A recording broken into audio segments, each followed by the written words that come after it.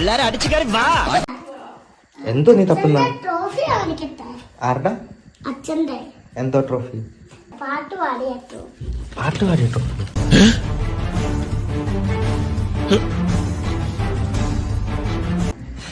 കുറെ ട്രോഫികൾ. 10,000 ട്രോഫികളുണ്ടോ? അതെ. ട്രോഫി അതായത് കൊല്ലം സുധി എന്ന കലാകാരന് കിട്ടിയ പുരസ്കാരങ്ങളെല്ലാം കട്ടിലിനടിയിൽ. ഓക്കെ, എനിക്ക് തോന്നുന്നു അവിടെ വെക്കാൻ സ്ഥലമില്ലായിരിക്കും, അതുകൊണ്ടായിരിക്കും കട്ടിലിനടിയിലൊക്കെ വെച്ചിരിക്കുന്നത്. അതങ്ങനെ വരൂ, അതങ്ങനെ സംഭവിക്കൂ.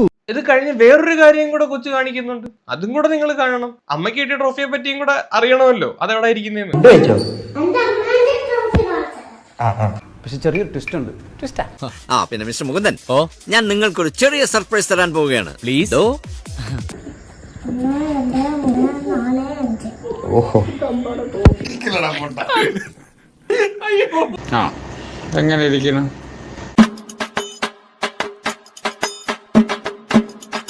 അഞ്ചാറബദ്ധമൊക്കെ എല്ലാവർക്കും പറ്റേ.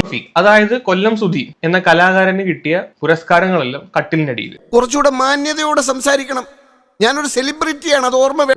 ആളുകൾ അങ്ങോട്ട് കയറി ചെല്ലുന്ന, എല്ലാരും കാണുന്ന ആ ഒരു സ്ഥലത്ത് ആ ഒരു ടേബിൾ പോലുള്ള സാധനത്തിന്റെ മുകളിൽ നിരത്തി വെച്ചിരിക്കുന്നു രണാസുനിക്ക് കിട്ടിയ ട്രോഫികൾ. അച്ഛന് കിട്ടിയ ട്രോഫി കട്ടിലിന്റെ അടിയിൽ. രേണുവിനെ പോലെ കഴിവുള്ള യുവ നടിമാരുടെ ഒക്കെ ട്രോഫികൾ സ്വാഭാവികമായിട്ടും വീടിന്റെ ഫ്രണ്ടിൽ വെക്കാറുണ്ടല്ലോ. എന്നെ പോലുള്ള മാന്യന്മാർക്ക് ഇവിടെ ജീവിക്കാൻ പറ്റില്ല എന്ന് വെച്ചാ ഇതന്നെ വെള്ളരിക്കപ്പെടണോ? അപ്പൊ ആളുകൾ വരുമ്പോ ഇത്രയും ട്രോഫികൾ, ഓസ്കാർ ലെവൽ സാധനങ്ങളൊക്കെയാണ് കിട്ടിയിരിക്കുന്നത്. ഇതെന്തിനൊക്കെയാണ് കിട്ടിയിരിക്കുന്നത് ഒരു പിടുത്തം. ഏത് വെടലകളാണ്, എന്തിന്റെ പേരിലാണ്, ആൾക്കാരെ വെറുപ്പിച്ചതിന്റെ പേരിലാണോ ട്രോഫി കൊടുത്തതെന്ന് മനസ്സിലാവുന്നില്ല. ഇങ്ങനെയൊരു ജന്മം. എനിക്ക് തോന്നുന്നു ഏറ്റവും ആളുകളെ വെറുപ്പിച്ച കോണ്ടന്റ് ക്രിയേറ്ററിനുള്ള അവാർഡുകളായിരിക്കണം അവിടെ ഇരിക്കുന്നത്. ഒരു കാര്യം ഞാൻ പറഞ്ഞേക്കാം, ഇതിവിടെ അവസാനിച്ചു. ഇനി ഇതും പറഞ്ഞ് നിങ്ങൾ എന്റെ പിന്നാലെ നടക്കരുത്. പക്ഷെ കൊല്ലം സുധി എന്ന് പറയുന്ന കലാകാരൻ, പുള്ളി സ്വന്തമായിട്ട് കയറി വന്നവനാണ്. ആരുടെയും പേര് തന്റെ പേരിന്റെ ഒപ്പം ഇല്ല, വാല് പോലില്ല. ആ പേരിന്റെ ബലത്തിൽ കയറി വന്നതല്ല. അങ്ങയുടെ കഴിവ് കൊണ്ട് കയറി വന്ന് അങ്ങേർക്ക് കിട്ടിയ പുരസ്കാരം, ആ പുരസ്കാരങ്ങൾ എടുത്ത് കട്ടിന്റെ അടിയിൽ വെക്കുക എന്ന് പറയുമ്പോൾ തന്നെ ചവിട്ടി പുറത്താക്കി എന്ന് പറയുന്നതിനായിരിക്കും.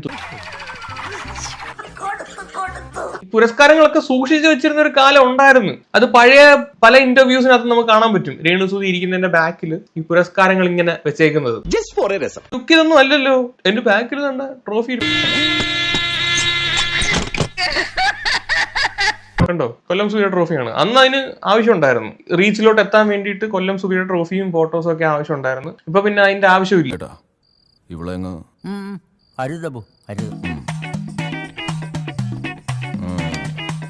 എന്ത് കൊടുത്താലും, വീട് കൊടുത്താലും, എന്ത് കൊടുത്താലും എനിക്കല്ല, എനിക്കും എന്റെ പിള്ളേർക്ക് അത് ഏട്ടനുള്ളതാണ്. എന്റെ സുധിച്ചേട്ടന് താമസിക്കുന്ന വീടായിരിക്കണം അത്. സുധിച്ചേട്ടനുണ്ട്, സുധിച്ചേട്ടൻ കട്ടിലിന്റെ അടിയിലുണ്ട്.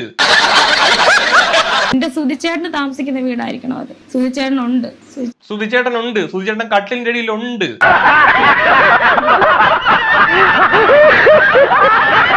എന്റെ സുധിച്ചേട്ടന് താമസിക്കുന്ന വീടായിരിക്കണം അത്. സുധിച്ചേട്ടനുണ്ട്.